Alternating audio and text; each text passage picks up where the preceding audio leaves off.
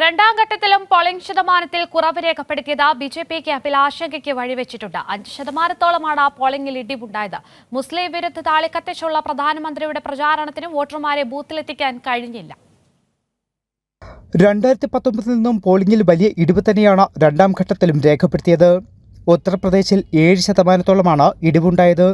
കഴിഞ്ഞ തവണ 62%-ന് മുകളിൽ പോളിംഗ് രേഖപ്പെടുത്തിയപ്പോൾ ഇത്തവണ 55% മാത്രമാണ് പോളിംഗ്.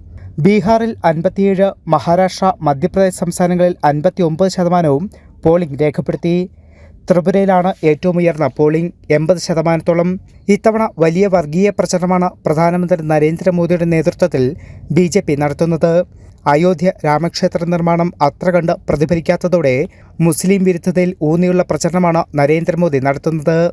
പിന്നാക്ക വിഭാഗങ്ങളുടെ സംവരണം കോൺഗ്രസ് കവർന്നെടുത്ത മുസ്ലിം സമുദായത്തിന് നൽകിയെന്നാണ് പ്രചരണം.